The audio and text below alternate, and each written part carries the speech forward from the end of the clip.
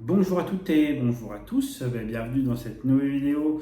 Aujourd'hui, on va parler d'un sujet un peu spécial, c'est le fait de savoir si il faut se lancer dans l'import-export avec un associé ou pas. C'est tout le sujet de cette vidéo, donc si vous n'avez pas encore téléchargé la formation offerte de 3 heures, elle est en lien dans la description. Je vous explique vraiment tout étape par étape pour que vous ayez les bases pour lancer votre projet dans l'import-export. Voilà, ceci étant dit, on revient au sujet de la vidéo. Alors, c'est un sujet qui est vraiment important. On se pose souvent la question de savoir si c'est vraiment important de s'associer avec quelqu'un pour la réussite du projet. C'est très difficile de répondre comme ça en fait en vidéo, mais sachez que souvent en fait on va s'associer avec quelqu'un alors que c'était pas forcément nécessaire.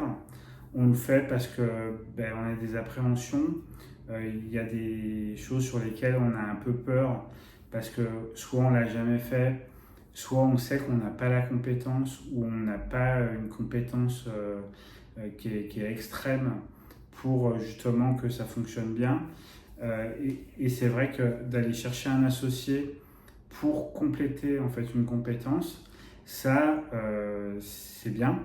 Par contre, prendre un associé parce qu'on a peur ou prendre un associé parce qu'on se dit qu'on est plus fort à deux, il faut vraiment bien connaître la personne avec laquelle on va se lancer pour justement se dire ça va être la personne avec laquelle je vais devoir travailler pendant plusieurs années.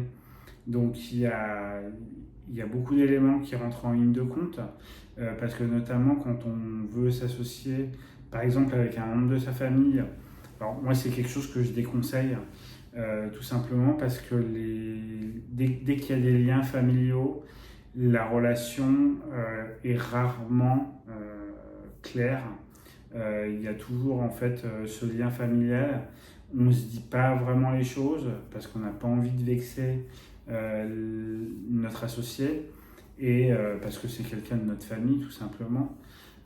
Alors qu'on ne l'aurait pas procédé comme ça avec quelqu'un avec laquelle on est associé et avec lesquels on se dit franchement les choses parce qu'on avance sur le même projet. Mettre des liens familiaux dans un projet, c'est toujours très compliqué. Soit ça marche très très bien, soit ça marche pas du tout et c'est une vraie catastrophe. Donc s'associer avec quelqu'un de sa famille, personnellement je le déconseille. Maintenant ça peut être une solution. Donc vous avez déjà ça. Ensuite, en point numéro 2, vous avez le fait de s'associer avec quelqu'un parce qu'on a peur. Je pense pas qu'en fait la peur ce soit il faut pas que ce soit le moteur en fait du fait de s'associer avec quelqu'un. Il faut que ça vous le gériez.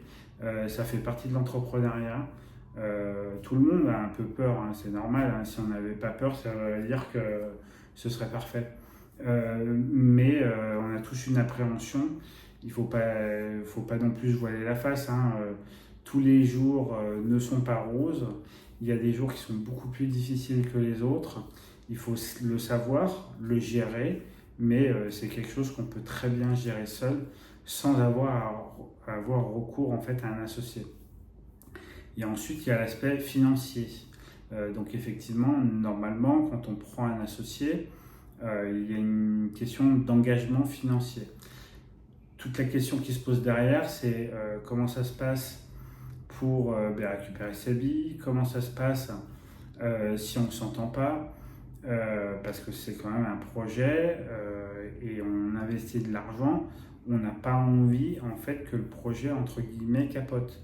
On a besoin que le projet fonctionne, notamment parce que on fait des investissements qui sont plus ou moins importants sur le projet et on veut que ce projet aboutisse tout simplement. Et donc, le fait de s'associer avec quelqu'un d'un point de vue financier, si après, entre guillemets, ça ne matche pas entre vous, bon, c'est pas une rencontre amoureuse, hein, mais disons que quand on s'associe avec quelqu'un, on s'associe normalement pour plusieurs années. Donc l'idée, c'est que vous puissiez être sûr de la personne avec laquelle vous allez vous associer. Et c'est très important. Et il y a beaucoup d'entreprises qui s'arrêtent parce qu'il y a un conflit entre les associés. Donc ça, c'est un point qui est vraiment important. Il faut vraiment peser le pour et le contre à ce moment-là. Et déjà, en fait, juste avec tout ça, on peut se dire que c'est pas forcément une bonne idée de s'associer avec quelqu'un si c'est pour, entre guillemets, régler des problèmes de peur, régler des problèmes d'argent. Vous avez des banques, hein, si votre projet tient la route, les banques vous suivront. Hein. Alors c'est compliqué, il faut présenter les projets correctement, mais en tout cas c'est quelque chose qui est faisable.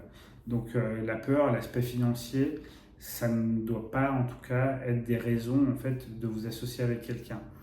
Maintenant, il y a aussi tout l'aspect juridique de l'association et sur lequel il faut que vous puissiez être très clair entre vous sur l'avenir, sur votre vision, puisque chaque décision que vous devrez prendre aura un impact en fait sur la vie de l'entreprise et suivant la position de votre associé, il ne faudrait pas que votre projet, entre guillemets, ce soit lui qui les récupère.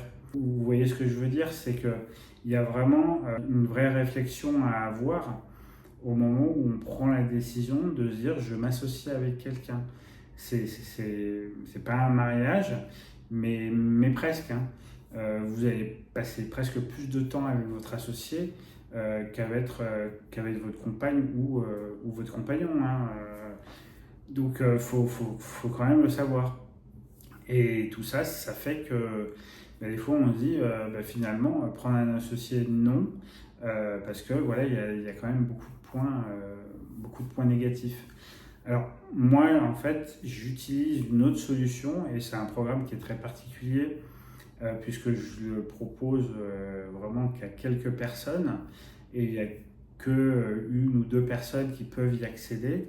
Là j'ai avec bonheur une personne que j'accompagnais depuis 1 an qui a réussi à prendre son envol, il a réussi à compléter ses compétences. Le projet est lancé, donc en gros il n'a plus besoin de moi pour continuer. Bon, je resterai toujours là en support avec des coachings parce qu'il m'a dit c'est vrai que la vision que tu m'apportes ça me change en fait la mienne et ça donne des bons résultats, donc on va continuer à travailler ensemble mais pas de la même manière. Le programme que je propose, sachant que c'est un investissement que je fais moi à 100%, c'est-à-dire que le programme s'appelle Bras droit à temps partiel, mais je suis tout le temps là avec vous, je vous accompagne, on a des visios, etc. Et puis on se répartit bien les tâches pour développer le projet.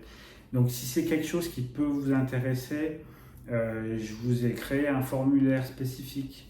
Vous avez juste à transmettre vos coordonnées, donc nom, prénom et numéro de téléphone.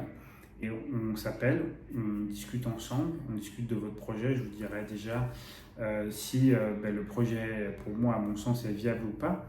Et puis ensuite, on verra si je peux être votre bras droit, entre guillemets, à temps partiel. Voilà, si c'est quelque chose qui vous intéresse, le formulaire est dans la description de la vidéo. Sachez que je prends que 1 ou 2 personnes et que là déjà, il y a une autre personne qui est déjà accompagnée sur ce programme-là. Donc il n'y a qu'une place de disponible. Donc si ça vous intéresse, remplissez le formulaire, on discute ensemble, on voit si ça peut fonctionner entre nous déjà, et puis voir si je peux vraiment vous apporter quelque chose en plus pour vous lancer dans l'import-export. Sachez que c'est un programme, c'est pas pour tout le monde, c'est vraiment pour des personnes qui veulent lancer des gros projets dans l'import-export.